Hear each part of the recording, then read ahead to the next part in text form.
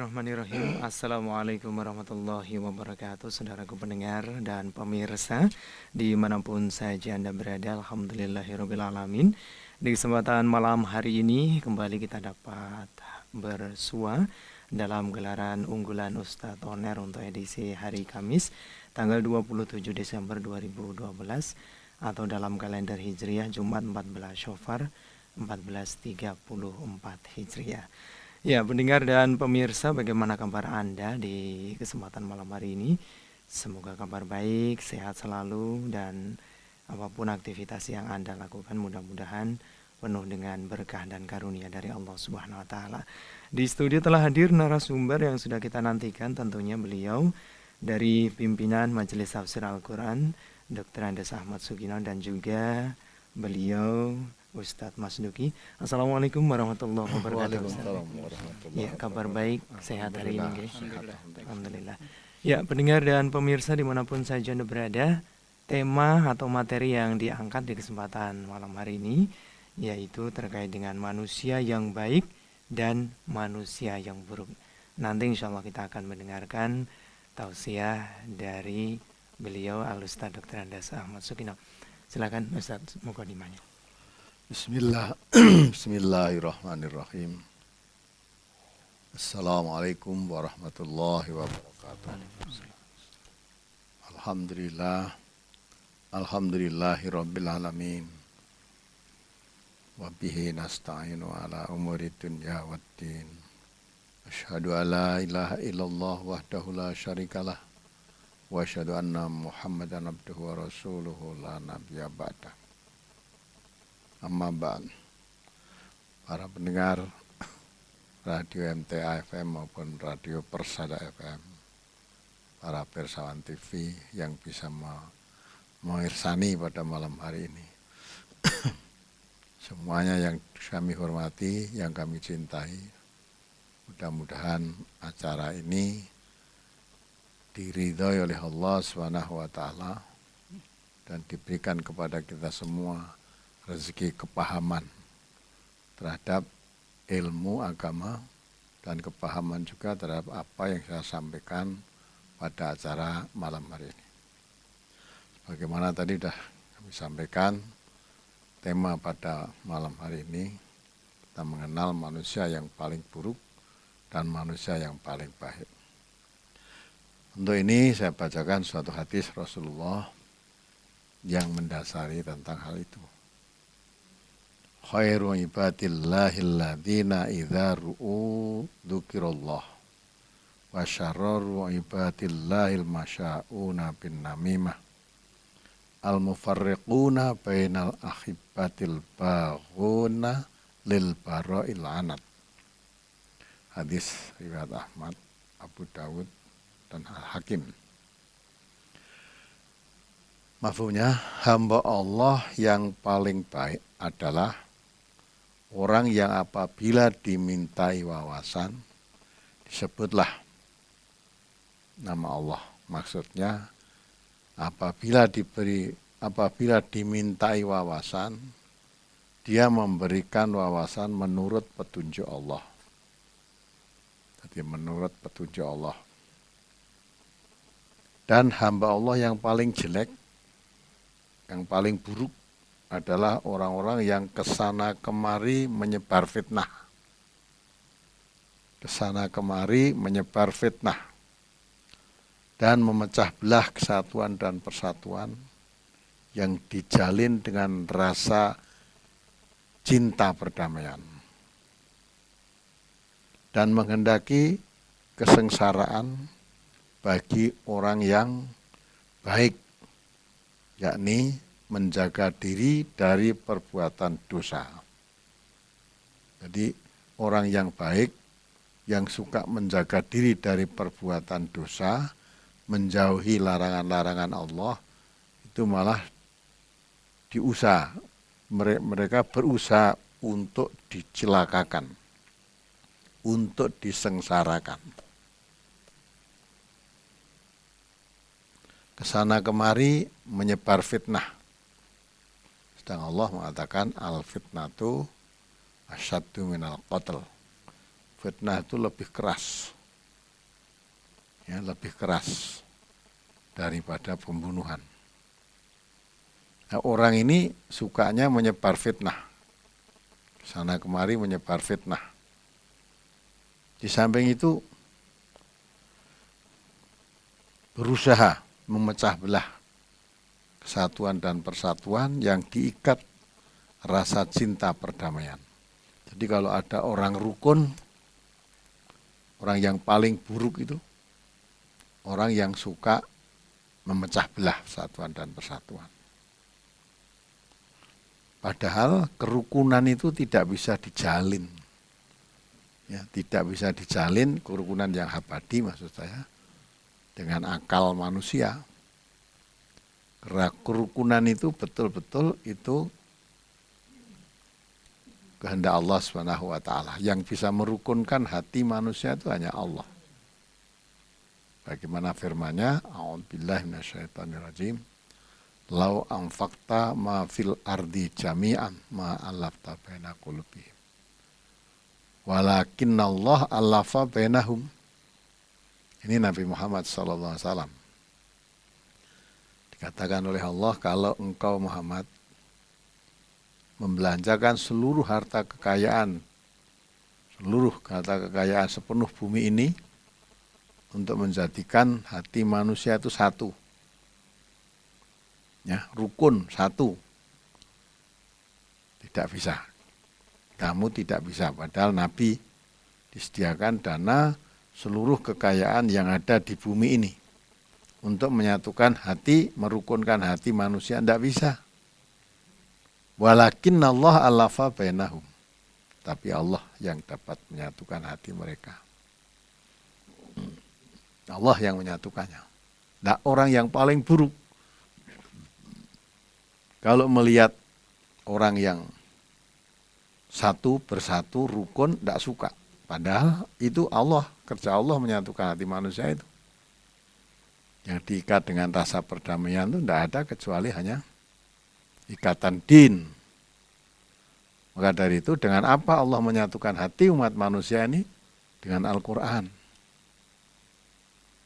Wa'tasimu bihablillahi jami'am. Ya. Wa'tasimu bihablillahi jami'an wala tafarraqu. Ya. Pegang teguhlah hablillah. Tali Allah di sini maksudnya agama Allah. Kalau kita bicara agama Allah ya Islam, kalau Islam ya Al-Qur'an. Jangan bercerai-berai. Nah, ini orang yang dipadukan oleh Allah, diikat dengan Al-Qur'an. Nah, untuk bisa memadukan dengan Al-Quran itu bukan kok kita tahu-tahu bahwa Al-Quran satu, tidak. Al-Quran harus dikaji, dipelajari, dipahami, diamalkan. Kalau mengamalkan hasil kaji daripada Al-Quran itu, maka manusia itu pasti akan damai, rukun, satu. Karena aslinya manusia ini memang dikatakan oleh Allah, wa inna hadhihi ummatukum ummatan wahidah.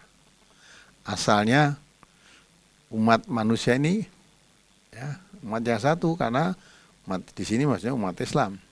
Karena agama Allah itu agama yang satu, maka yang memeluk agama Allah, agama Islam, pegangannya atau Al-Quran mesti menjadi satu. Nah, orang yang paling buruk tadi, kalau ada orang yang berusaha menjalin ukhuwah, menjadi satu, rukun, itu tidak suka.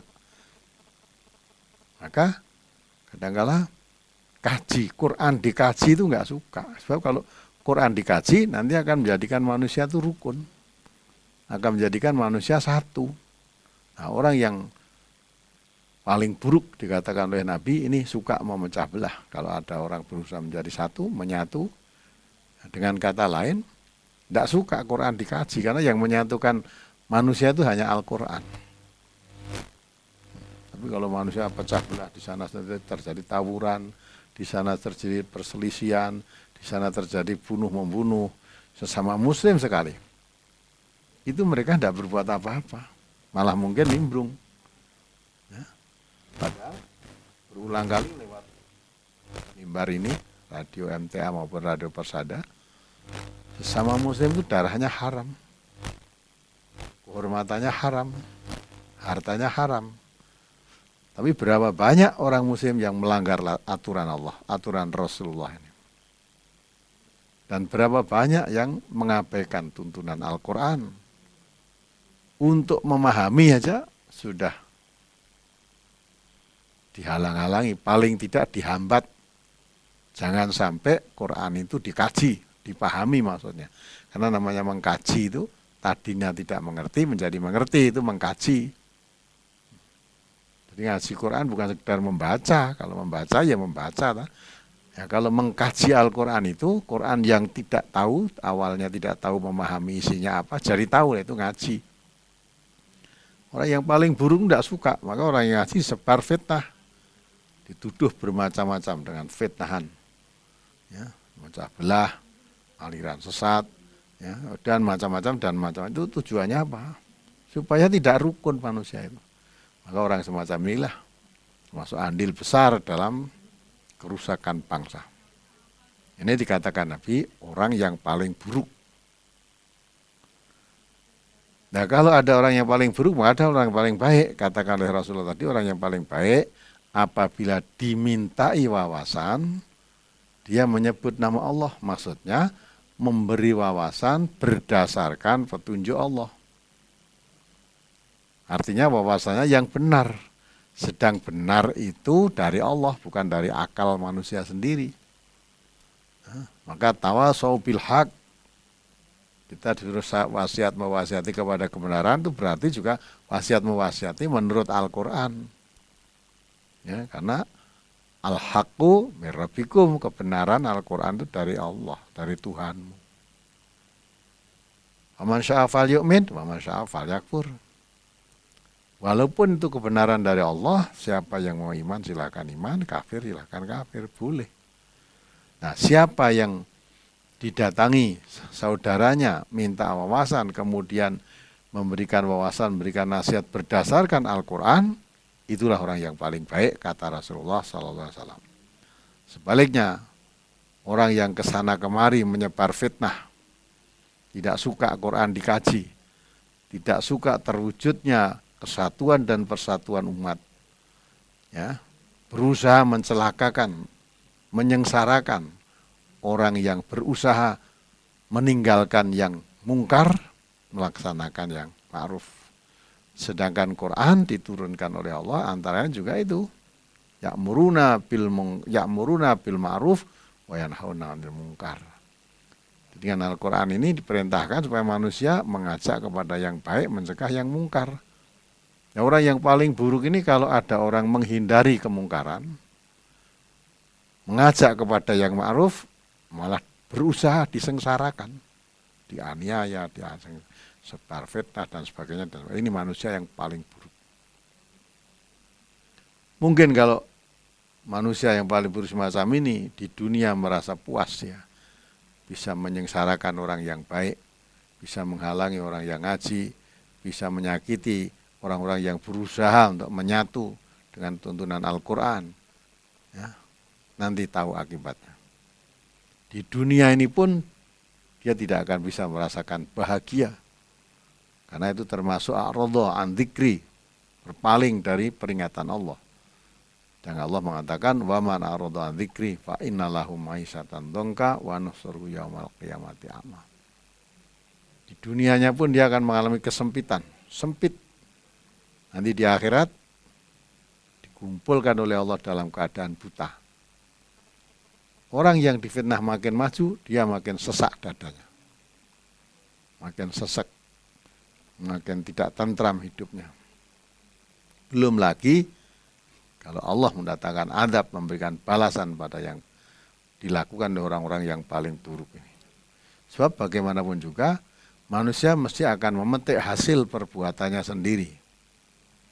Nah, oleh karena itu dari hadis Rasulullah ini kita berusaha menjadi manusia yang paling baik, yaitu setiap dimintai wawasan, dimintai pendapat, dimintai nasihat, kita ambilkan dari petunjuk-petunjuk Al-Quran, supaya kita menjadi manusia yang paling baik yang dikatakan oleh Rasulullah. Maka untuk memberikan wawasan manusia sesuai dengan petunjuk Al-Quran, Rasulullah pun juga mengatakan sebaik-baik manusia itu juga orang yang belajar dan mengajarkan Al-Quran. Khairukum man ta'allama Al-Quran wa 'allamahu. Sebab kalau kamu tidak belajar Al-Quran, tidak mungkin bisa memberi wawasan. Kalau ada orang datang minta wawasan, minta petunjuk, akan bisa memberi petunjuk sesuai dengan petunjuk Al-Quran, tidak mungkin. Maka orang yang paling baik yaitu orang yang bila mana dimintai wawasan, dimintai pendapat, dia memberikan pendapat, memberi wawasan sesuai dengan petunjuk Al-Quran. Lah untuk bisa sesuai dengan Al-Quran itu, maka mesti mengkaji Al-Quran. Nah, orang yang mengkaji Al-Quran dikatakan oleh Rasulullah juga sebaik-baik manusia. Nah, orang yang sebaik-baik manusia itu yang belajar dan mengajarkan Al-Quran, maka seburuk-buruk manusia yang menghambat, yang menghalangi, yang melarang dikaji Al-Quran, ya, difahami Al-Quran. Nah itu yang paling buruk. Nah, mudah-mudahan dengan hadis ini kita bisa mengambil pelajaran, kita berusaha semaksimalnya menjadi orang yang baik, memahami Al-Quran, memberikan wawasan kepada saudara-saudara atau orang-orang yang datang kepada kita, beri petunjuk dengan Al-Quran, jangan dengan akal melulu. Sebab akal tidak menjamin kebenaran, tapi kalau Al-Quran, la raiba fih, tidak diragukan tentang kebenarannya. Ya, mudah-mudahan apa yang saya sampaikan ini, tema yang pada malam hari ini saya angkat, jadi perhatian kita semua, terutama kaum muslimin, pecinta pendengar radio MTA ini, atau Radio Persada, atau Pirsawan TV MTA. Nah, dengan demikian, kita bisa mengambil manfaat daripada siaran langsung pada malam hari ini. Terima kasih. Mudah-mudahan manfaat untuk diri saya sendiri juga dan para pendengar semua. Baik Ustadz, kita menuju ke SMS yang pertama, datang dari Ibu Ana yang ada di Purwodadi. Apakah menghayalkan yang baik-baik termasuk menuruti hawa nafsu, Ustadz? Menghayal, jadi menghayal itu boleh saja. Tetapi jangan hanya berhenti menghayal. Menghayal itu misalnya menginginkan sesuatu, kemudian berhenti dalam khayalan, itu membuang-buang waktu, bukan nuruti hawa nafsu, itu membuang-buang waktu. Menghayal jadi orang kaya, ya, menghayal jadi orang pandai, tapi nggak mau sekolah. Khayal jadi orang kaya, nggak mau kerja, bayangin bahwa orang kaya itu enak, sana kemari, ya udah uangnya banyak, sana kemari diantar dan sebagainya, tapi nggak mau kerja, ya akhirnya kaya dalam khayalan saja. Lebih baik orang Islam itu tidak usah menghayal, tapi bercita-cita gitu, bercita-cita. Ya, jadi mencita-citakan sesuatu, kemudian kalau itu memang cita-cita, ditempuh tidak berhenti dalam khayalan. Suka menghayal, nanti mau tidur menghayal itu nanti jadi sukses dalam khayalan saja nanti. Lebih baik jangan menghayal, tapi khayalan itu dirubah menjadi cita-cita. Nah gitu. Kalau menghayal saja terus ya tidak ada gunanya. Dan Nabi kita mengatakan min husni islamil mar'i tarkuhu ma la ya'ni. Sebaik-baik Islam seseorang itu yang meninggalkan yang tidak berguna. Kalau hanya menghayal tok tidak usaha, itu tidak ada gunanya. Nah itu lebih baik bercita-cita, jangan menghayal. Ya. Baik. Berikutnya datang dari Pak Ahmad yang ada di Cepu. Dulu saya tidak pernah sholat, sekarang saya sudah sholat. Pertanyaannya, apakah sholat itu bisa diqodho, Ustaz? Sholat itu tidak bisa diqodho. Ya, mungkin itu dulu kafir, ya, selama 30 tahun atau berapa 15 tahun, nah setelah jadi orang Islam, sholatnya selama kafir nanti diqodho, sehingga sholatnya dua terus. Misalnya maghrib 2 kali, isya 2 kali, subuh 2 kali, itu nggak ada tuntunannya. Ya, justru kalau orang yang dulunya kafir tentu belum sholat. Nah, setelah dia jadi orang Islam, semua dosanya ketika kafir malah diampuni. Kafir tidak sholat wajar, malah dia kalau kafir sholat ya tidak diterima, kafir kok sholat. Nah itulah, sehingga apa itu sholat qodho itu dah orang datang di bulan Ramadan itu ya, sehingga wanita datang bulan di bulan Ramadan, tidak puasa, tidak sholat, itu yang suruh mengkodok itu puasanya. Bukan sholatnya dikodok. Nu'maru bikodoi saum wala nu'maru bikodoi sholat. Jadi aku diperintah untuk mengkodok puasa dan tidak diperintah mengkodok sholat. Jadi selama 1 minggu misalnya, atau orang nifas lah, tidak 1 minggu, 40 hari sekali lah. Yang meninggalkan sholat itu tidak mengkodoknya, tapi puasa yang ditinggalkannya, nah itu harus diganti pada hari lain. Jadi kesimpulannya mengkodok sholat itu tidak ada. Ya, mudah-mudahan dipahami. Berikutnya datang dari Afi Musodikin yang ada di Ambarawa, yang ingin saya tanyakan Ustadz. Yang pertama, apakah ketika kita sholat sunnah, kita juga membaca doa iftitah? Praktek di tempat saya tidak ada yang membaca doa itu.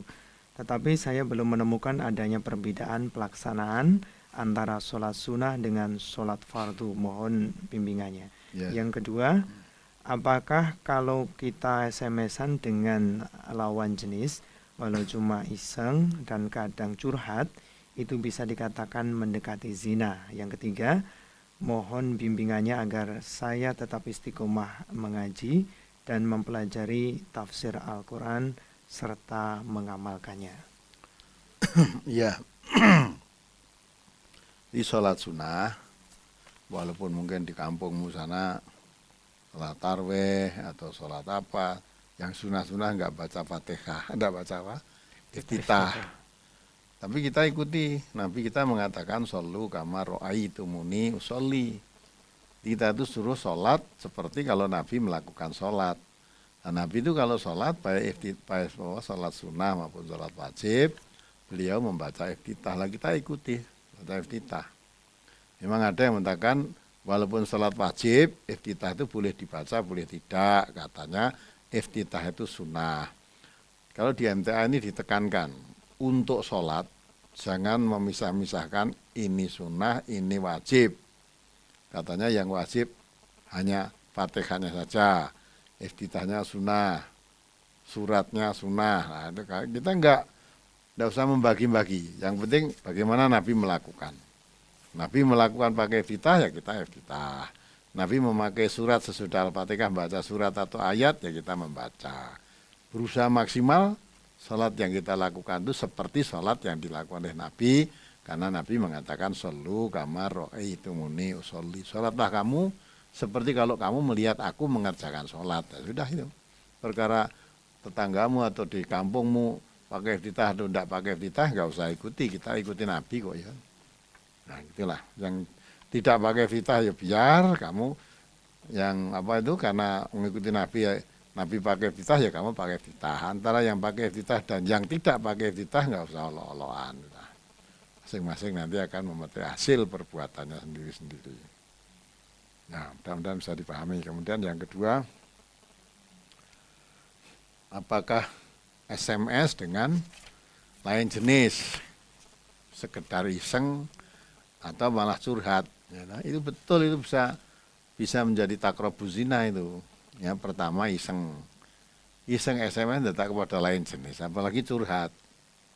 Ya, mengapa kamu curhat dengan lain jenis? Apa tidak punya teman yang sejenis?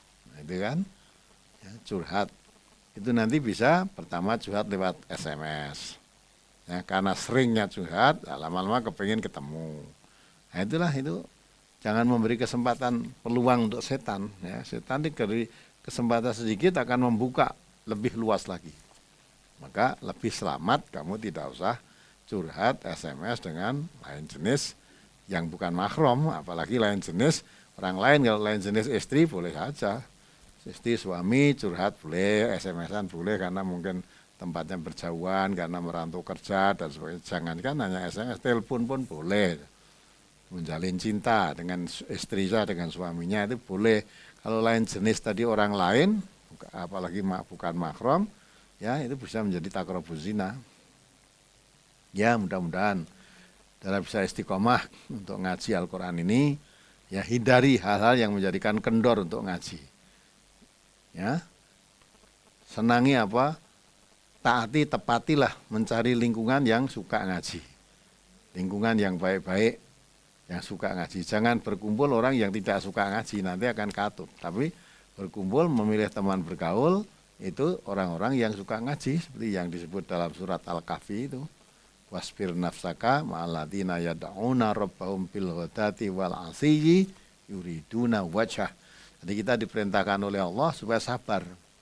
Berkumpul dengan orang-orang yang hanya mengharap ridha Allah. Aktivitas hidupnya itu sepanjang hari hanya mengharap ridha Allah. Nah, karena hanya mengharap ridha Allah, tentu yang dilakukan perbuatan-perbuatan yang baik-baik, termasuk senang ngaji, mempelajari agama Allah ini. Jadi ngaji, saya katakan ngaji itu tidak sekedar membaca, tapi ngaji itu mempelajari dari yang tidak mengerti jadi mengerti.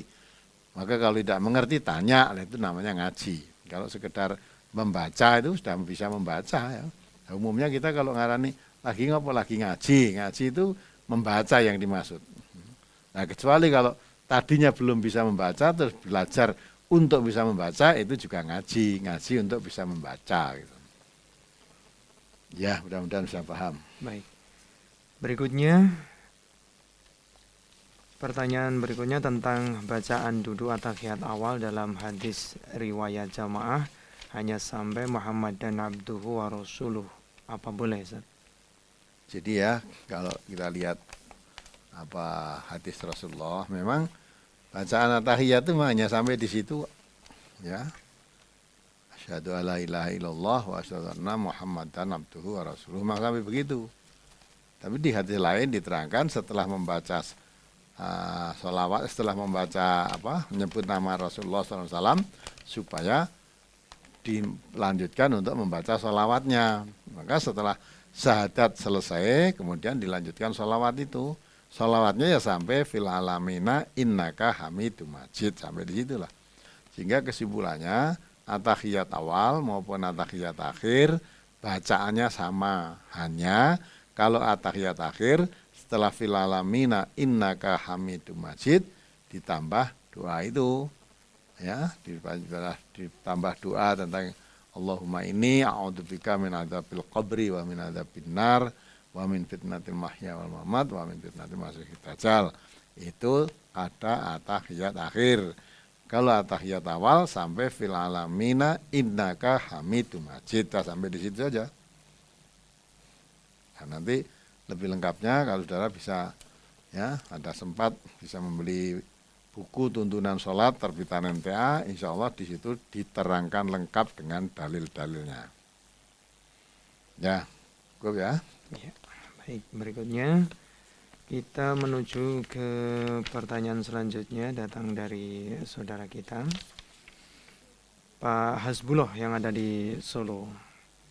Doa seorang khotib Allahumma fir wal mu'minin wal muslimat dari Al-Quran surat dan ayat apa, Ustaz?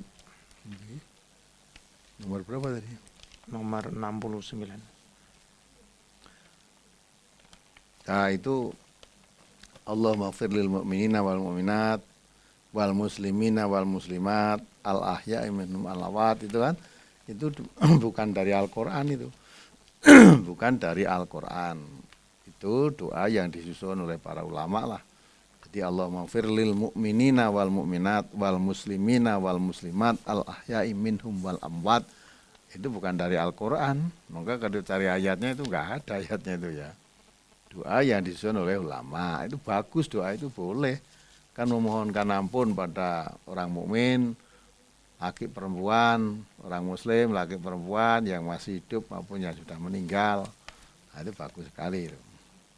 Boleh itu dibaca. Ya. Baik, berikutnya datang dari Sony yang ada di Kalasan, Yogyakarta. Di waktu sujud itu bagaimana yang benar menurut tuntunan, Ustaz? Bacaan di waktu sujud.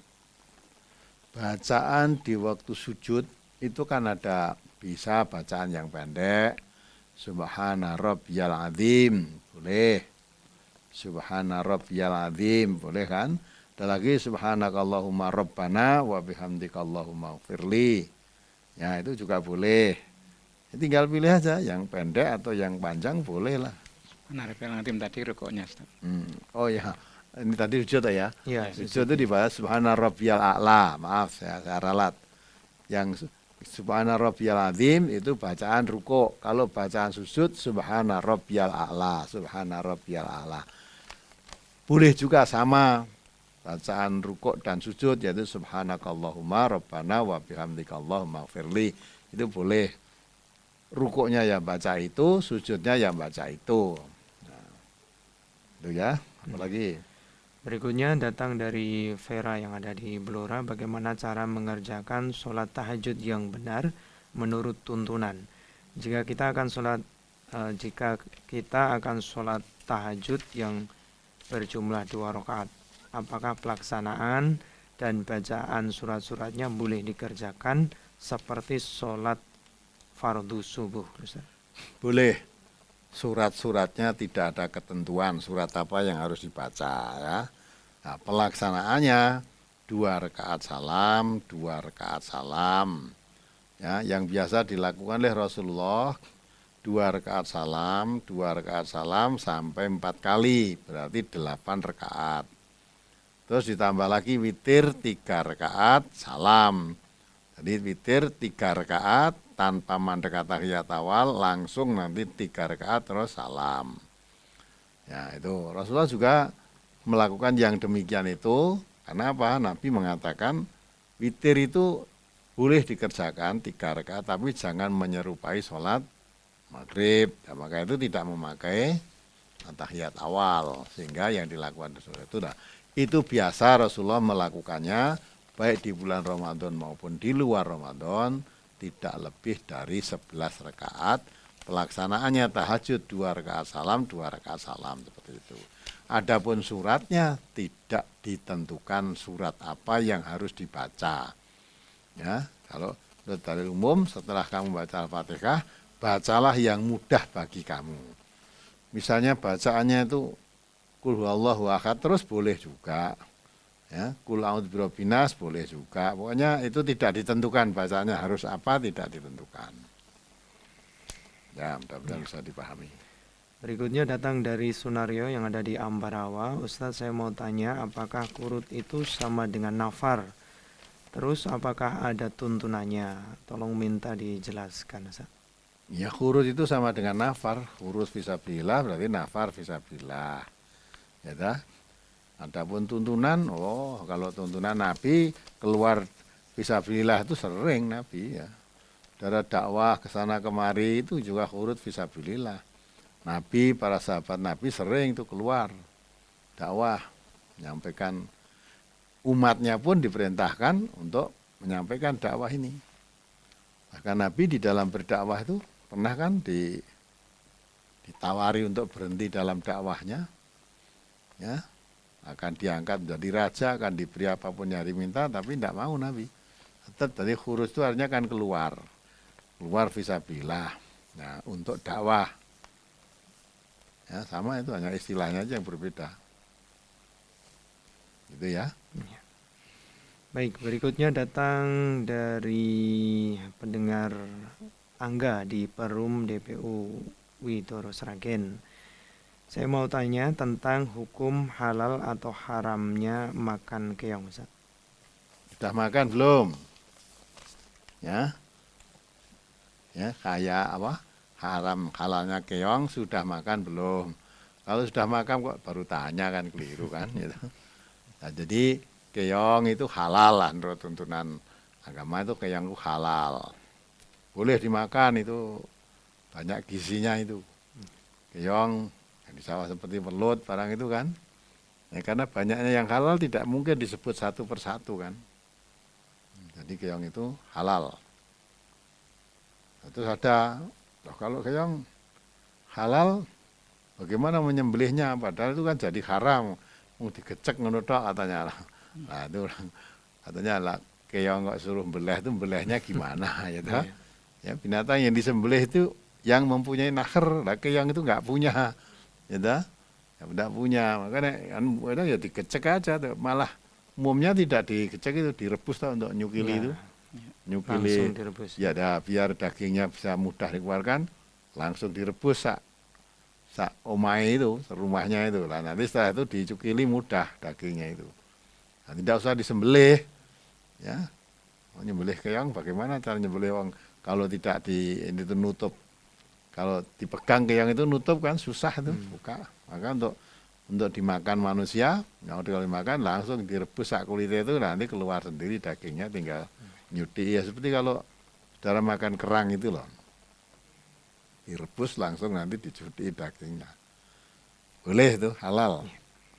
Baik, coba kita bacakan Ustadz di Yahoo Messenger ada pertanyaan datang dari saudara kita Joko yang ada di Manokwari, Papua. Apakah ada tuntunannya membaca sholawat sebelum azan dan iqomah, Ustadz? Oh ya, hal itu saya belum mengetahui. Apakah kalau azan membaca sholawat dulu? Malah ada kok mau azan tuh membaca surat Wal Asri dulu. Ya, malah ada yang membaca ya surat-surat apa dulu lah itu sampai membaca sholawat. Terus terang saya belum mengetahui dalilnya hal itu. Ya. Nah, karena belum mengetahui, ya mungkin yang membaca itu sudah tahu dalilnya. Kalau saudara mau azan mau tanya mau apa mau membaca itu ya tanya dulu. Ada yang mengerti. Kalau belum mengerti nggak usah diamalkan karena juga kita untuk mengamalkan sesuatu apalagi ibadah ya harus tahu dulu ilmunya. Jadi saya belum tahu kalau itu ada, hanya sepengetahuan saya adzan tidak ada seperti itu. Tidak, saya belum mengetahui dalilnya harus membaca sholawat dulu atau membaca salah satu surat dari Al-Quran. Saya belum tahu dalilnya. Ya, demikian ya untuk Joko yang ada di Manokwari, Papua. Di line telepon, silakan bagi Anda yang ingin bergabung di 0271661749. Kita sapa penelpon yang pertama, silahkan. Sudah siap? Assalamualaikum. Halo, assalamualaikum. Iya, terputus. Silakan dicoba kembali bagi Anda pendengar. Line telepon malam hari ini yang kita gunakan di 0271661749. Ya. Assalamualaikum warahmatullahi wabarakatuh. Belum ya, silakan dicoba bagi Anda pendengar. Kita beri kesempatan di sesi yang satu ini untuk Anda bisa bergabung bersama kami. Kode areanya di 0271 661749. Silakan. Assalamualaikum warahmatullahi wabarakatuh. Assalamualaikum warahmatullahi wabarakatuh.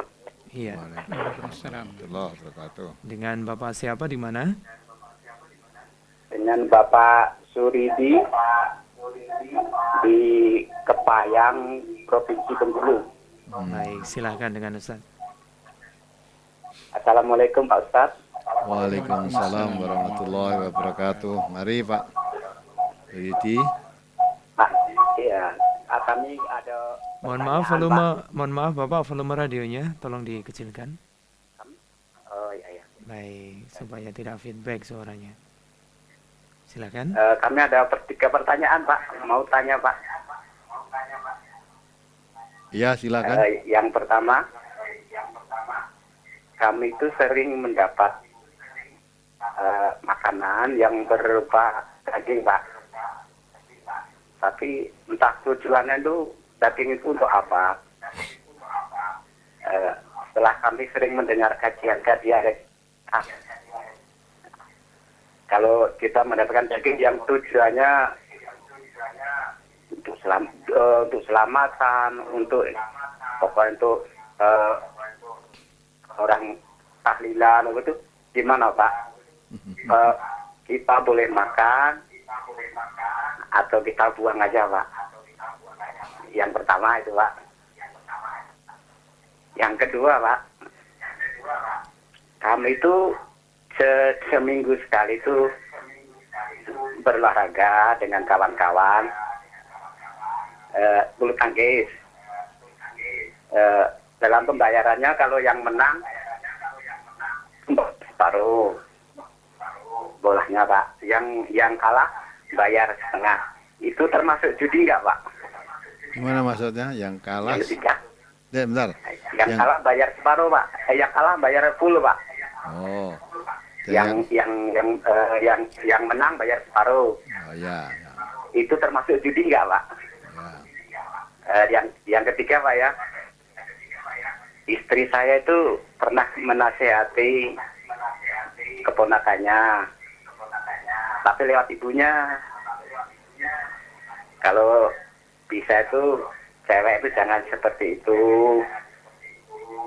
Ya tidak dalam bergaul ini tidak sesuai dengan agama Islam. Jadi istri saya mah dibalik katanya, kamu juga punya anak. Lah, aku sumpahin lah lebih dari anak aku. Jadi istri saya itu takut, Pak.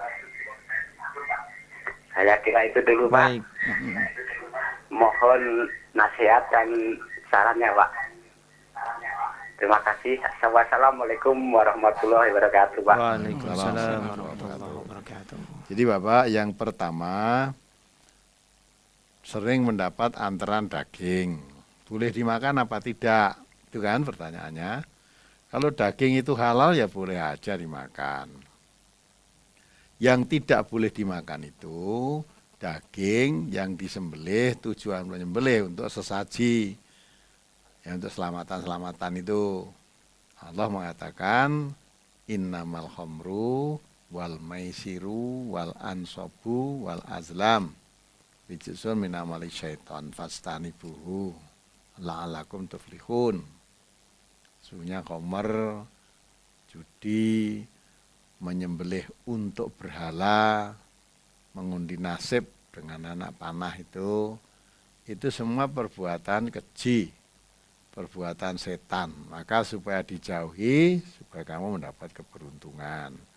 Jadi yang tidak boleh daging dimakan itu kalau disembelih untuk sesaji, ya, untuk minta keselamatan. Ya, dengan kalau istilahnya Jawa ya untuk selamatan itulah.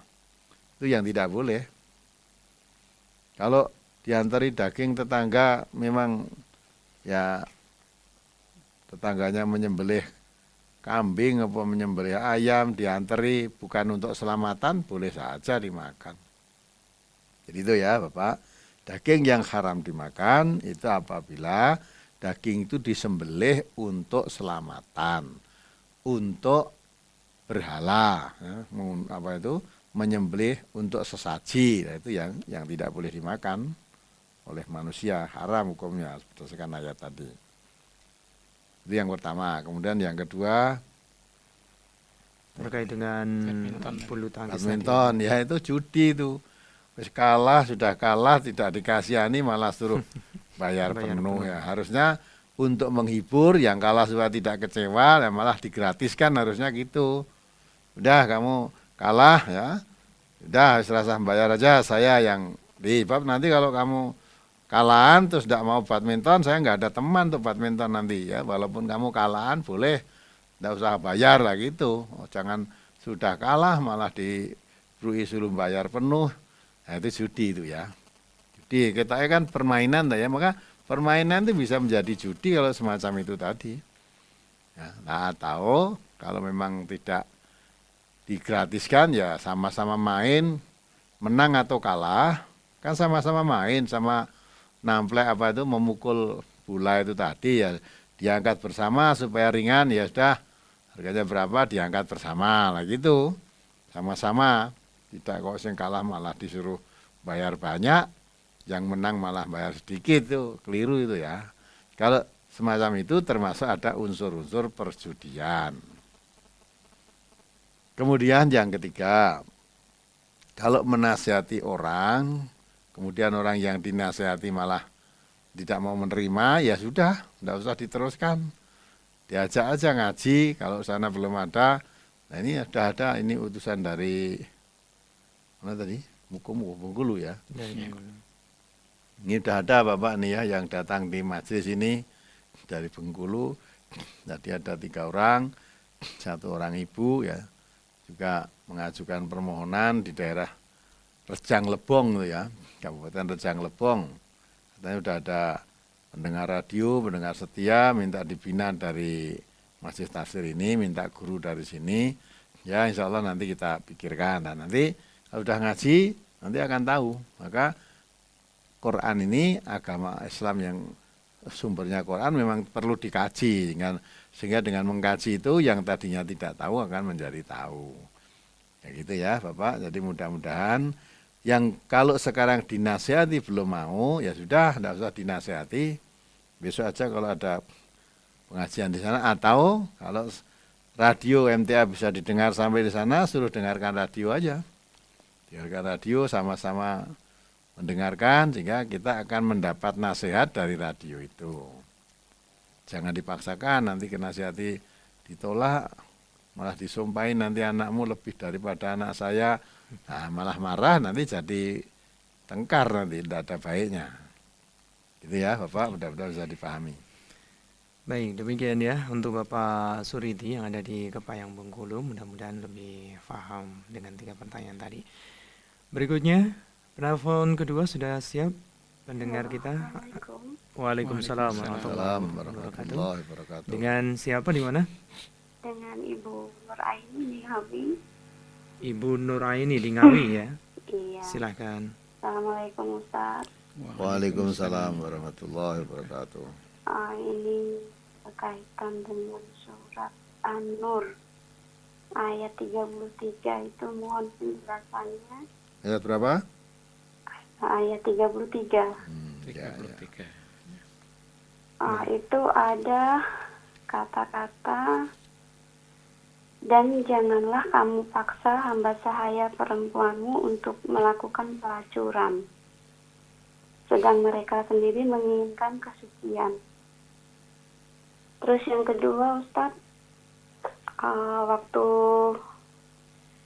sebelum saya ngaji di MTA itu dulu kan, saya tuh punya anak beruntun ya, setiap 2 tahun setengah itu lahir adiknya gitu. Waktu itu saya belum tahu kalau bahwasanya kita tuh mampu untuk berpuasa, kita tidak diwajibkan untuk membayar fidyah. Jadi sepengetahuan saya hari itu, kalau ibu hamil dan menyusui itu boleh membayar fidyah gitu. Jadinya apakah saya harus mengganti puasa? Padahal waktu itu sebenarnya saya mampu untuk berpuasa gitu, Ustaz. Ya. Ya, demikian Ustaz atas penjelasannya. Terima kasih. Assalamualaikum warahmatullahi wabarakatuh. Waalaikumsalam warahmatullahi wabarakatuh. Coba tolong baca Mas Diki. Surat An-Nur ayat 33 ya. Surat nomor 24 ayat 33. A'udzu billahi minasyaitonir rajim. Wal yasta'fifil ladzina la yajiduna nikahan hatta yughniyahumullahu min fadlih walladzina yabtaghuna alkitaba mimma malakat aymanukum fakatibuhum in alimtum fihim khairan wa atukum mimma lillahi alladzi atakum wala tukrihu fatayatikum alal bigha'i in aradna takhassunan litabtaghu aradal hayatid dunya wa may yukrihunna fa innallaha min ba'di ikrahihinna ghafurur rahim. Dan orang-orang yang tidak mampu kawin hendaklah menjaga kesucian dirinya sehingga Allah memampukan mereka dengan karunia-Nya. Dan budak-budak yang kamu miliki yang menginginkan perjanjian, hendaklah kamu buat perjanjian dengan mereka jika kamu mengetahui ada kebaikan pada mereka, dan berikanlah kepada mereka sebagian dari harta Allah yang dikaruniakannya kepadamu. Dan janganlah kamu paksa budak-budak wanitamu untuk melakukan pelacuran, sedang mereka sendiri mengingini kesucian, karena kamu hendak mencari keuntungan duniawi.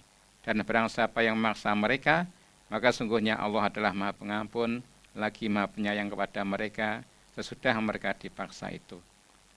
Jadi yang ditanyakan, majikan memaksa budaknya untuk jadikan pelacuran, ya dikaryakan lah misalnya, ya dipekerjakan, tapi pekerjaannya menjadi pelacur, ya, untuk mendapat upah, mendapat uang.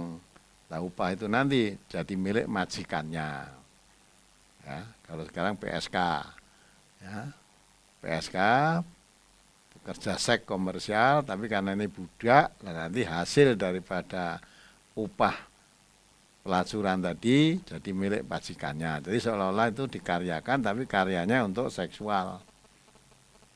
Itu tidak boleh, jangan dipaksa ke sana walaupun itu budak milikmu. Budak itu milikmu, tapi kalau dia menginginkan suatu kesucian, jangan kamu paksa untuk menjadi pelacur. Nah, itu dilarang oleh agama itu. Itu indahnya Islam itu. Ya, walaupun budak, itu kan. Maka diantara untuk membebaskan manusia supaya tidak jadi budak, Islam itu antara lain datangnya memerdekakan budak, maka diberi zakat, jadi rikaf itu akhirnya ya hak zakat untuk menebus dirinya menjadi orang merdeka. Sebab jadi budak itu memang rekoso. Sampai itu tadi, nah, walaupun jadi miliknya, kalau di dalam Islam tidak boleh kamu memaksa budakmu untuk menjadi pelacur, untuk mendapatkan hasil, nah, hasilnya diambil oleh majikannya. Kalau memang dia tidak ingin itu harus dijaga, malah dijaga. Itu maksudnya yang kamu tanyakan itu. Jadi tidak boleh seorang majikan memaksa budaknya untuk menjadi pelacur lah, singkatnya gitulah. Terus yang kedua, hamil padahal kuat, nah, tapi ya kalau memang dulu belum tahu ya istighfar aja lah.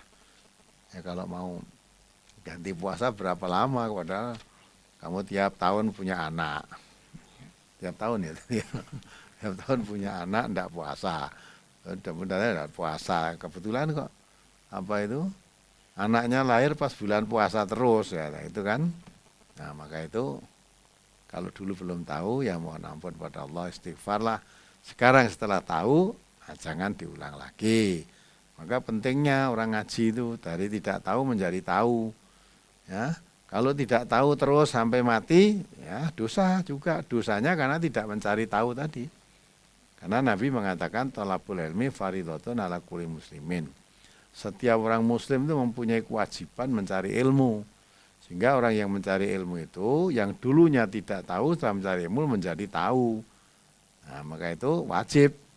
Jangan, wah kalau begitu enggak usah ngaji biar tidak tahu. Nah, itu namanya menyengaja untuk tidak tahu, itu dosa. Tapi kalau melaksanakan perintah Nabi mencari ilmu tadi, insya Allah jadi tahu. Nah, mencari ilmu yang diwajibkan di sini, ya ilmu din, ilmu agama. Fardhu ain, tiap-tiap muslim itu. Maka Allah mengatakan, kitabun anzalnahu ilaika mubarakul liyadabbaru ayatihi. Jadi kitab Al-Quran itu diturunkan oleh Allah penuh berkah. Supaya dipelajari tiap-tiap ayatnya. Nah, orang yang punya akal pikiran supaya dapat pelajaran. Maka orang yang mempunyai akal pikiran sehat wajib mempelajari Al-Quran itu. Karena di situ sumbernya ilmu agama Islam ya. Maka itu kalau dulu tidak tahu dan belum mengaji, belum dengar radio, memang mungkin belum ada dulu ya. Ya mohon ampun aja pada Allah, istighfar, taubat, tidak diulang lagi. Lanjutnya nanti kalau punya anak lagi ya, sehingga tidak bisa berpuasa, baru boleh membayar fidyah. Tapi kalau memang sambil menyusui bisa membayar, bisa kuat berpuasa ya puasa. Itulah Ibu, mudah-mudahan bisa dipahami. Baik, berikutnya di line telepon kita kembali menyapa pendengar yang lain. Assalamualaikum warahmatullahi wabarakatuh. Halo, assalamualaikum. Waalaikumsalam. Iya, dengan Bapak siapa di mana? Bapak Ramlan di Medan, Sumatera Utara, Pak. Baik, silahkan dengan Ustaz Bapak Ramlan. Assalamualaikum Ustaz. Waalaikumsalam warahmatullahi wabarakatuh. Saya mau nanya soal tentang zikir ini, Pak. Ya. Abdul Zikri itu kan diucapkan la ilaha illallah. Apakah kita harus menggiringkan kepala? Soalnya di sini orang berpedoman hadisnya ada, apakah gitu kan Pak? Yang kedua Pak, saya pendengar radio NTA. Apakah saya termasuk istiqomah kan gitu? Itu aja Pak pertanyaan saya. Saya akhiri. Assalamualaikum warahmatullahi wabarakatuh. Waalaikumsalam warahmatullahi wabarakatuh. Iya. Jadi apakah orang zikir la ilaha illallah itu harus menggelengkan kepala Tidak harus, jadi ya Pak. Yang penting itu afdhalu dzikri fa'lam annahu la ilaha illallah. Afdolnya zikir itu ketahuilah. Zikir yang paling afdol adalah ucapan la ilaha illallah. Mau gelengkan kepala ya boleh, tidak ya boleh. Ya dah, zikir. Geleng-gelengkan kepala ya silahkan. Tidak menggelengkan ya enggak apa-apa. Yang penting zikirnya. Jangan malah menggelengkan kepala tok tidak zikir ya. Jadi menggelengkan kepala tidak zikir mah tidak boleh, tapi zikir tanpa menggelengkan kepala boleh, tidak apa-apa. Kemudian yang kedua, lah Bapak dengar radio istiqomah apa tidak Pak tanya. Ya, apakah saya termasuk istiqomah kalau Bapak bisa setiap ada acara radio MTA itu bisa didengarkan tiap hari terus, nah berarti Bapak istiqomah namanya. Kalau sok dengar, sok tidak, sok dengar, sok tidak lah tidak istiqomah namanya itu. Ya, Pak. Jadi istiqomah itu ajek ya, terus secara kontinu mendengarkan terus acara-acara radio MTA, mungkin yang disukai yang mana, misalnya jihad pagi ya, terus ulangan jihad pagi atau Fajar Hidayah dan sebagainya, radio MTA kan selalu. Nah, kalau itu memang acara radio MTA itu didengarkan semua tiap hari namanya istiqomah. Kalau yang didengarkan cuma siaran jihad pagi saja berarti juga istiqomah mendengarkan siaran radio MTA tentang jihad pagi. Nah gitulah Bapak, jadi istiqomahnya ajek melakukan suatu kebaikan dengan ajek tadi. Ya, dengan walaupun dengar radio itu insya Allah banyak ilmu yang bisa diambil manfaatnya. Iya. Ya. Baik, demikian Pak Ramlan di Medan, Sumatera Utara. Berikutnya, sudah siap saudara kita? Assalamualaikum warahmatullahi wabarakatuh. Waalaikumsalam warahmatullahi wabarakatuh. Mas. Iya, dengan siapa di mana? Mbak Warni di kelas di 7. Baik, silahkan dengan Ustaz. Assalamualaikum warahmatullahi wabarakatuh, Ustaz. Waalaikumsalam warahmatullahi wabarakatuh. Mau nasihat Ustaz, kan tentang sumpah. Duluan saya bilang kalau penyakit matanya nggak sembuh, nggak punya suami. Sekarang pengen punya suami itu. Nah itu sumpahnya gimana caranya? Sumpah gimana Ibu? Tolong sumpah bagaimana? Sumpah nggak punya suami gitu loh, kalau nggak sembuh matanya. Terus sekarang kan mau punya suami, itu sumpahnya gimana hilangkan? Kalau matanya udah sembuh? Belum. Oh, tapi kepengen punya suami. Iya. Terus gimana itu caranya Pak? Terus, itu kalau mau puasa 3 hari itu niatnya gimana? Dan yang kedua, doa kita yang Allah Akbar Kafirun itu lafalnya gimana Ustaz? Apa itu? Doa yang bagaimana Bu?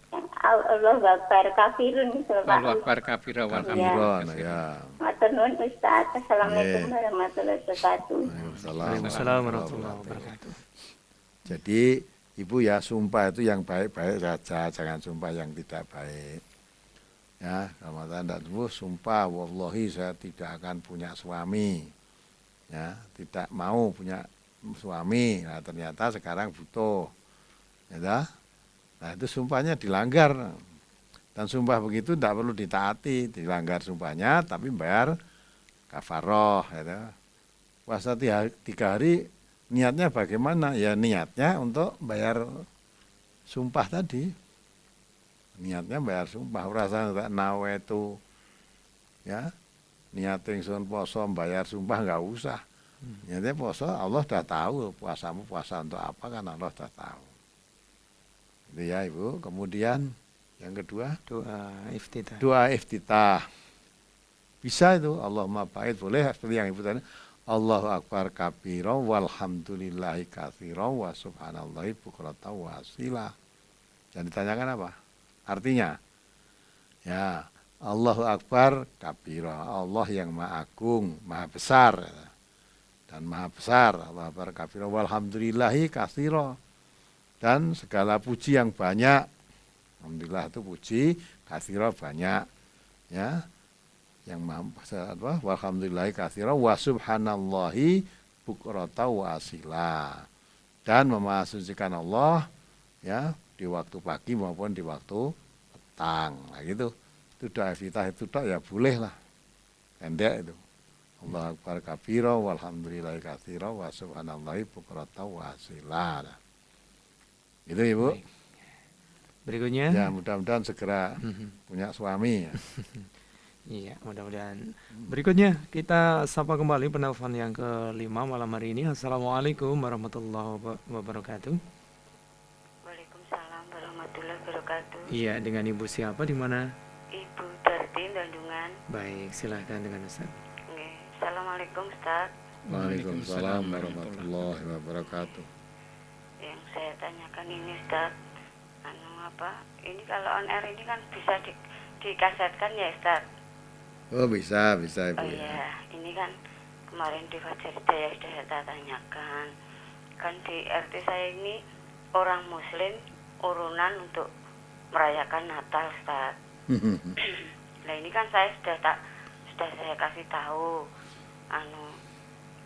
ya memang hukumnya haram Bu, tapi wong kita daripada kena fitnah kan begitu Ustaz.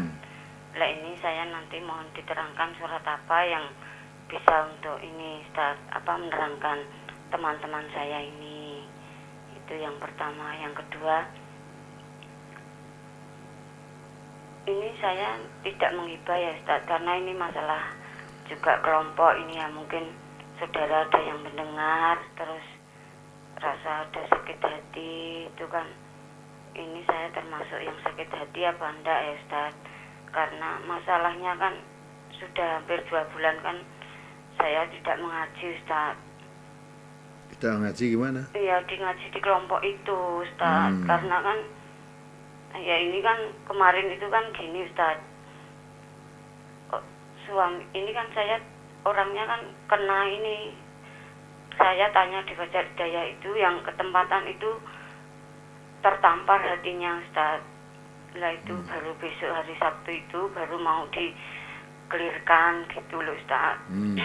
Kan gini, suaminya kan sakit yang punya rumah itu, ibunya kan pegawai negeri. Terus di rumahnya itu tidak ada pembantu Ustaz. Ini nanti saya tanya ini salah apa betul ya Ustaz ya? Gitu. Lah terus kan setiap Ustaz rawuh niku kan mesti diaturi daharan Ustaz. Lah itu yang punya rumah kan merasa keberatan karena ini bolo pecahnya ini kan nggak ada yang ikut resik-resik itu loh Ustaz. Kan saya tanyakan ini karena kalau kesah dari yang punya rumah sendiri Ustaz, gitu loh yang saya tanyakan Fajar Hidayah itu, saya minta solusinya gitu Ustaz. Jadi saya enggak mengenai yang punya rumah, enggak, saya itu minta solusinya gitu. Tapi yang punya rumah itu merasa tertampar gitu, bukan mukanya tapi hatinya Ustaz. Gitu, saya minta ini didamaikan hati saya, dan saya juga enggak sakit hati antara personil enggak Ustaz. Tapi yang saya ini kok Ustaz bilang begini kok, ini saya tahu yang tanya di Fajar Hidayah itu orangnya ya itu saja. Kan yang saya sesalkan itu Ustaz. Yaitu saya minta solusinya, minta didoakan hati saya ini biar lurus Ustaz. Terima kasih. Bu. Iya, terima kasih Ustaz atas solusinya. Assalamualaikum warahmatullahi wabarakatuh. Waalaikumsalam warahmatullahi wabarakatuh. Satu tak ini ya pertanyaannya. Yang pertama terkait dengan urunan untuk merayakan Natal itu apa? Tadi udah ngerti. Ya, Ibu tadi kan udah bilang toh. Jadi ya ngerti nek haram, ning. Jadi tidak usah pakai tapi kalau memang agama itu jangan tapi. Tahu ini haram, tinggalkan. Tahu ini halal, kerjakan. Gitulah, jangan saya tahu kalau ini haram tapi itu mesti akan beroposisi hukum. Ya kan? Jadi Natalan itu bukan urusan orang Islam. Natalan itu urusan ibadah untuk saudara-saudara kita yang beragama Nasrani, agama Kristen, apa Katolik gitu kan. Nah, kenapa orang Islam kok ikut urunan Natalan itu? Kalau agama Islam kan sudah tegas, jelas. Mereka beribadah menurut agama mereka. Kita beribadah menurut agama kita. Dalam istilahnya Quran, lakum dinukum waliyadin. Dah bagimu agamamu, kamu laksanakan menurut agamamu. Bagiku agamaku akan saya laksanakan menurut keyakinan agamaku. dalam Islam tidak kenal Natalan. Nah, Natalan itu adalah orang saudara-saudara kita yang beragama Nasrani atau agama Katolik, Kristen dan sebagainya. Orang Islam tidak perlu cawe-cawe, nggak usah ikut. Itu namanya ibadah kan, ibadah kok kita bantu ibadahnya orang Kristen itu gimana? Kita saling menghormati, biar mereka melaksanakan ibadahnya, tidak usah mengganggu ya. Tapi tidak usah kita urunan untuk Natalan. Ya, apalagi alasannya daripada kita nanti kena fitnah, lebih baik masuk neraka gitu kan. Daripada kena fitnah, dirasani, dikira tidak rukun, nggak mau urunan Natalan, lebih baik tak langgar larangan Allah. Ya, daripada dirasani orang, lebih baik masuk neraka saja gitu kan. Well, haram itu yang melarang kan Allah. Orang Islam Natalan itu haram hukumnya. Nah, suatu haram itu kalau dilakukan berdosa. Kalau dilakukan berdosa wong barang haram. Nah, maka itu harusnya orang Islam itu punya pendirian, tegas. Bukan keras ya, tegas. Wah, agama saya tidak kenal Natalan. Maka kalau Natalan jangan ajak urunan saya untuk Natalan. Saya tidak akan ikut. Nah, gitu. Kalau perlu bantu pun jangan dong Natalan agama itu ibadah agama mereka ya biar mereka beribadah, kita tidak usah membantu dan tidak usah mengganggu. Nah, biar mereka menjalankan ibadah dengan tenang, dengan baik, lah gitu kan. Nah, kita juga begitu, kalau kita ada cara-cara ibadah kita jangan minta urunan kepada orang yang beragama lain. Angkat sendiri menurut umat Islam ini sendiri. Nah, itu namanya lakum dinukum waliyadin. Ibu ya, jadi kadang-kala seperti ini bulan ini memang bulan 25 Desember ini ya. Natalan, nah kenapa orang Islam ikut ribut Natalan? Wong Natalan itu agama lain kok. Kita tenang-tenang, enggak usah ikut ribut merayakan Natalan, enggak perlu, itu urusan mereka itu. Kita menghormati tanpa mengganggu, tanpa mengikuti lah gitu. Seperti halnya kalau kita laksanakan sholat, ibadah kita, sholat Idul Fitri atau Idul Adha, jangan ngajak mereka, ya kita yang punya aturan. Korban ya, kemudian sholat Idul Adha disertai dengan korban, jangan minta urunan orang beragama lain untuk korban ya. Korban itu kita sendiri. Kalau kita mau urunan korban, sapi misalnya 7 orang, maksimum 7 orang. Dilalah kok kurang 1, tidak cukup lah. Kalau ngajak urunan ya orang Islam, atau yang 6 orang tadi disuruh nambah, jangan ngajak orang beragama lain untuk korban. Karena korban itu ibadah, nusuk kan, tidak boleh kita melibatkan orang lain untuk diajak ibadah seperti ibadahnya orang Islam. Itulah Ibu mengenai Natalan. Kemudian yang kedua, nah Ibu mestinya kalau tadi tuan rumah yang ke tempatan pengajian selalu nyuguh ustadz yang mengajar, apa makan, apa minum dan sebagainya.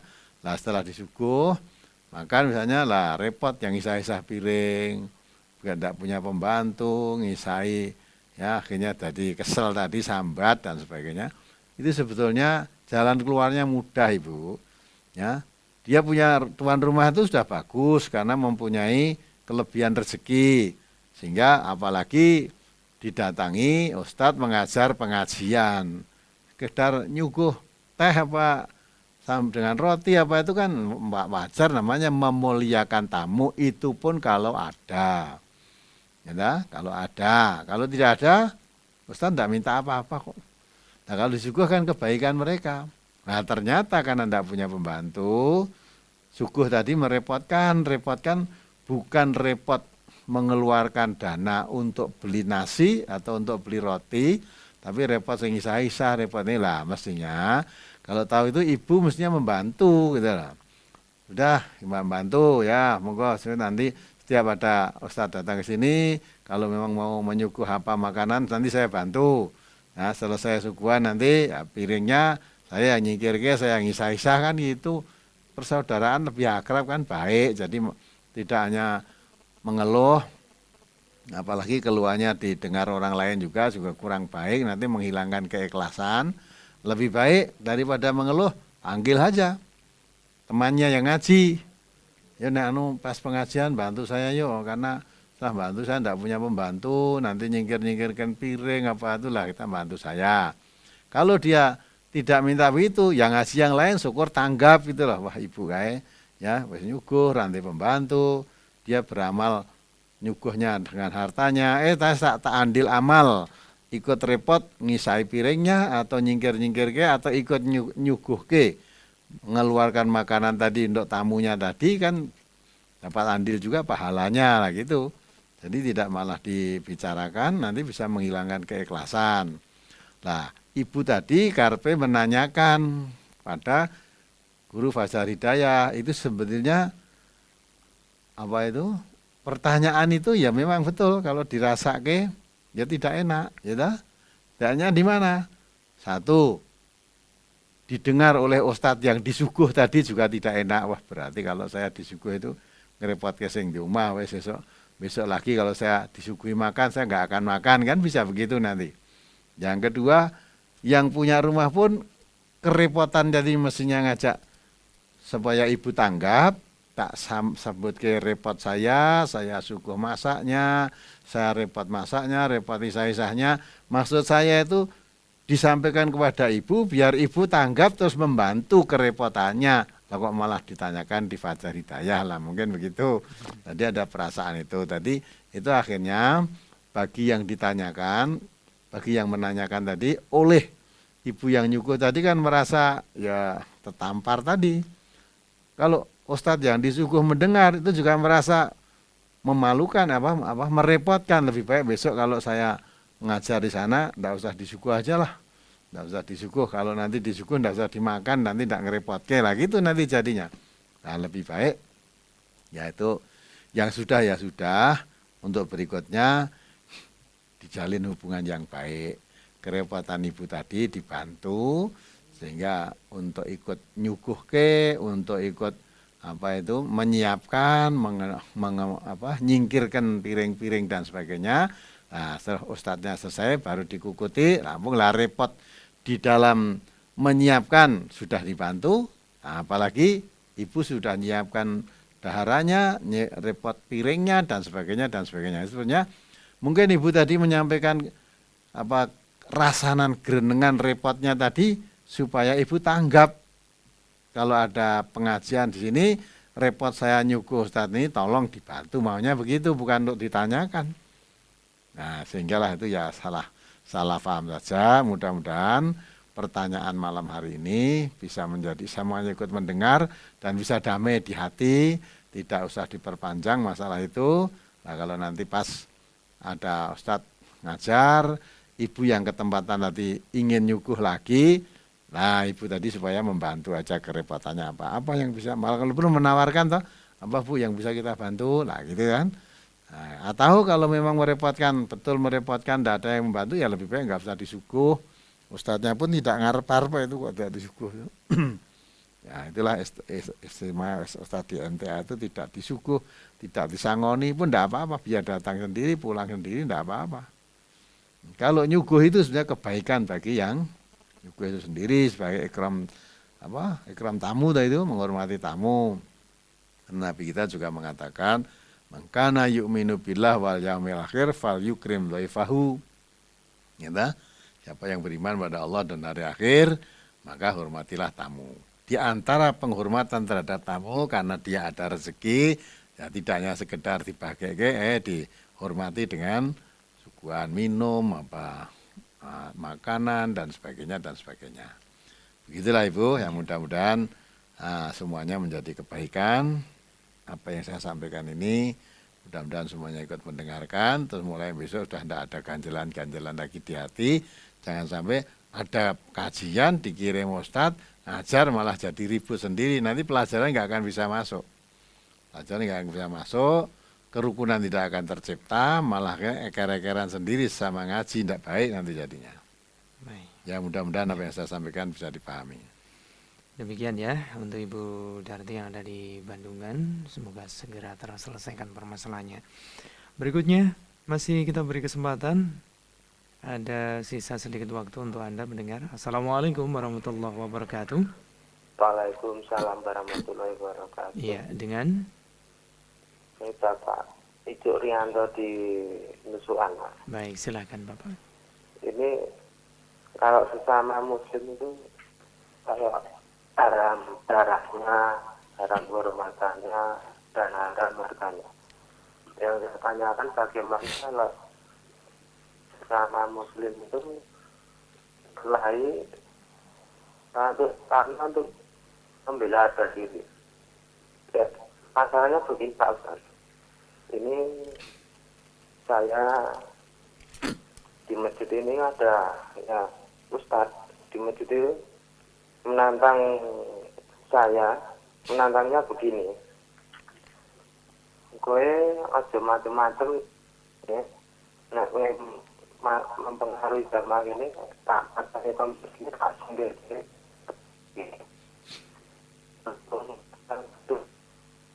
Halo Bapak, agak terputus-putus ya suaranya. Ya, tolong diulangi bagaimana? Ya begini Bang, ada seorang ustadz ini menantang saya, menantangnya di masjid, ya di dalam masjid. Menantangnya begini, kowe aja macam-macam nang masjid gini, aja mempengaruhi sama gini. Nak kowe macam-macam nang masjid gini, tak pateni tak singkiri sama masjid gini. Ya berhubung ini menantangnya di dalam, ya saya tidak berani. Tapi harga diri saya menjaga harga diri. Ya kemudian saya kembali menindaklanjuti kata-kata di Ustadz tadi. Ya saya suruh datang ke rumah saya, maunya gimana. Nah, saya ini sebenarnya tidak mempengaruhi jamaah, cuma ada teman jamaah masjid itu tanya pada saya, berhubung saya itu ditanya ya saya menjawab apa adanya. Ya terus kemudian si Ustadz tadi tidak terima, katanya saya mempengaruhi. Padahal saya ini orangnya di kampung sebenarnya pendiam. Kalau tidak ada orang yang tanya, saya diam. Kalau ada yang tanya, saya baru ngomong. Ya, karena ini solusinya. Terima kasih Pak Ustadz atas penjelasannya. Ya.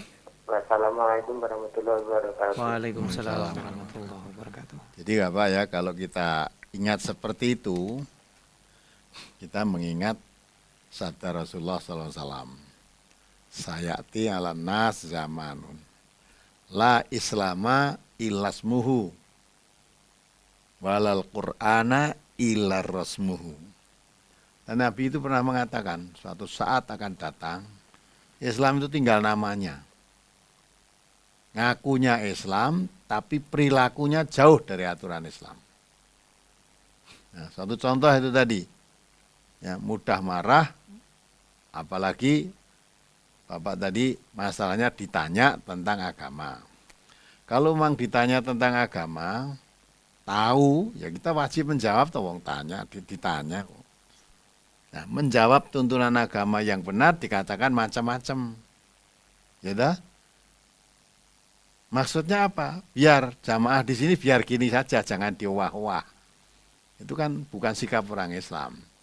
Kalau orang Islam mestinya kalau pertanyaan tadi tanya tentang agama, kemudian dia jawab, panjenengan bapaknya tadi menjawab, jawabannya benar, harusnya kan malah mendukung, oh ya benar.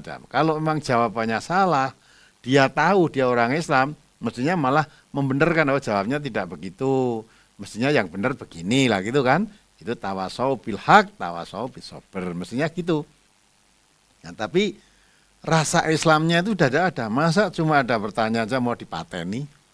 Ya, mau dipateni, macam-macam tak pateni. Kalau betul gitu kan, bukan orang Islam itu. Padahal apa? Nabi kita mengatakan sibabul muslim fusukun wa qitaluhu kufrun. Menghina saudara sama muslim itu fasik. Membunuh, memerangi orang muslim kafir. Jadi kalau Hanafi itu bapak muslim mau dibunuh, nah udah sifat orang kafir masuk ke dalam hatinya.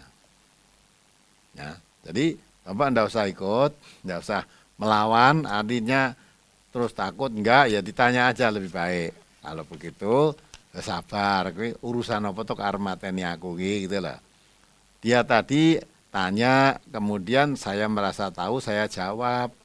Kan kewajiban orang Islam mengerti, ditanya menjawab itu kan wajibannya. Nah, perkara jawaban saya itu kalau salah, kamu tahu, tolong benarkan jawaban saya itu bener piye gitu lah. Nah, kalau sudah benar ya sudah. Jadilah, maka mudah sekali. Sedang orang Islam itu dikatakan oleh Allah dalam Al-Quran, wal afina anin nas. Ya, orang yang bertakwa itu mudah memaafkan kesalahan orang lain. Apalagi salahnya apa? Cuma ditanya menjawab mau dipateni itu salahnya apa? Pertama, yang kedua, wal kadhiminal ghaidha. Ya, orang yang bertakwa itu suka menahan marah. Jadi marah seperti apa? Ditahan. Nabi kita mengatakan orang yang kuat bukan orang yang kalau gula itu menang. Tapi orang yang kuat dikatakan oleh Rasulullah, orang yang bisa menahan amarahnya, bisa menahan dirinya ketika marah. Itu orang Islam.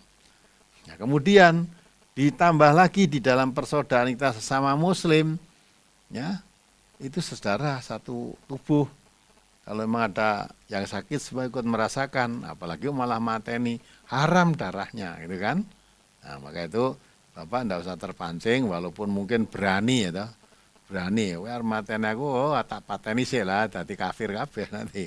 Karena Nabi mengatakan al-qatil wal maqtul finnar. Kalau orang muslim sama orang muslim bertengkar, bermusuhan, sampai bunuh-membunuh, yang membunuh maupun yang dibunuh masuk neraka. Nah, mestinya kalau ada orang ketiga tahu semacam itu, diislahkan. Faslihu baina akhawaikum. Ya, dan Nabi mengatakan, damaikanlah orang berselisih itu. Karena perselisihan itu hakikatnya kata Nabi mencukur. La aqulu tahliku sya'ra walakin tahliku din. Nabi mengatakan, saya tidak mengatakan mencukur rambut, tapi mencukur agama. Jadi kalau dua orang Islam berselisih, ya sampai pertengkaran, sampai padu, apalagi bunuh-bunuh, itu tidak memakai aturan Islam. Agamanya dicukur. Rambut itu kalau dicukur habis, maka ini Nabi mengatakan, saya tidak mengatakan mencukur rambut, tapi mencukur agama. Maka orang Islam yang suka berkelahi sesama Muslim itu sudah tidak pakai aturan agama lagi.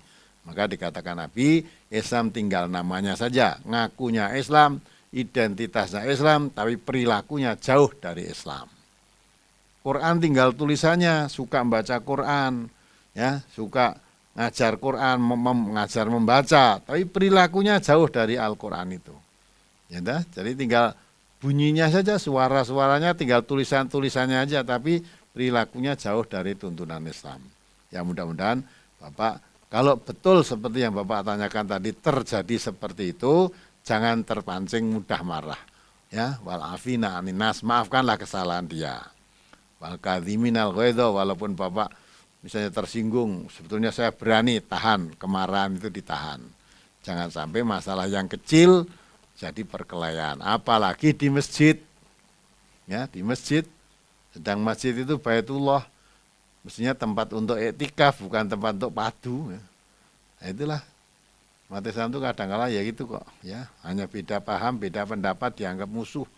Ini dimana bisa kalau ngadepi musuh tenan malah nggak berani, yang orang yang punya saudaranya sendiri malah dimusuhi, yang mestinya musuh malah ditemani.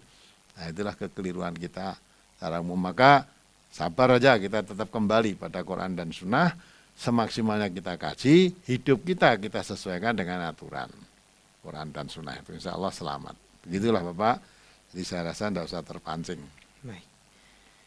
Baik, saudara pendengar dan pemirsa dimanapun saja Anda berada, kita sudah berada di ujung perjumpaan kita malam hari ini. Pertanyaan tadi mengakhiri jumpa kita, dan sebagai penutupnya Ustaz, ada pesan yang ingin disampaikan. Ya baiklah, seperti tema pada malam hari ini saya katakan sabda Rasulullah tadi, ya, saya ulang, saya garis bawahi, ya, sebaik-baik manusia adalah orang yang dimintai wawasan, dimintai pendapat, didatangi orang untuk minta pendapatnya, dia akan memberikan nasihat, diambilkan wawasan itu, diambilkan dari tuntunan Al-Quran, artinya dari tuntunan agama. Itu yang paling baik. Jadi dia memberikan nasihat orang lain itu bukan menurut akalnya saja, tapi nasihat diambilkan dari Al-Quran, karena Nabi kita mengatakan ya bahwa sebaik-baik ucapan inna ahsasal hadithi kitabullah, sebaik-baik ucapan adalah kitabullah, maksudnya Al-Quran.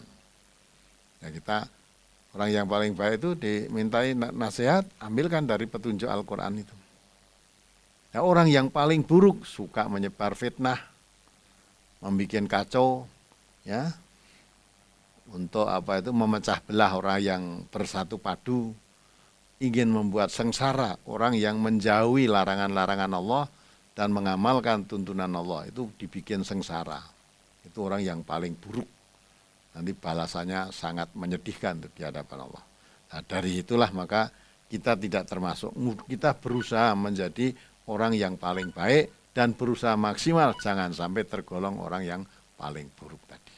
Mudah-mudahan Allah meridhoi, menuntun kita untuk menjadi orang yang paling buruk, yang menjadi orang yang paling baik, menjauhi dari sikap orang yang paling buruk tadi, sehingga kita akan mendapat kebahagiaan di dunia dan akhirat. Untuk menjadi orang yang paling baik tadi, tidak bisa kita mengabaikan Al-Quran. Mesti harus kita memahami, mengkaji, memahami, kemudian di samping diamalkan dirinya sendiri, nanti kalau ada orang minta wawasan, minta nasihat, kita ambilkan petunjuk dari Al-Quranul Karim. Demikianlah kurang lebihnya, saya mohon maaf. Segala kekurangan, saya cukupkan sekian. Lain waktu nanti bisa disambung lagi. Akhirul kalam, Assalamualaikum warahmatullahi wabarakatuh. Waalaikumsalam warahmatullahi wabarakatuh. Terima kasih Ustadz atas kehadirannya di studio. Ya. Ya, saudaraku pendengar dan pemirsa dimanapun saja berada, demikian tadi gelaran Ustadz On Air malam hari ini. Terima kasih atas perhatian Anda. Kita berjumpa 2 pekan yang akan datang. Saya Ahmad Fauzan undur diri. Subhanakallahumma bihamdika asyhadu an la ilaha illa anta astaghfiruka wa atubu ilaik. Billahi taufiq wal hidayah. Wassalamualaikum warahmatullahi wabarakatuh.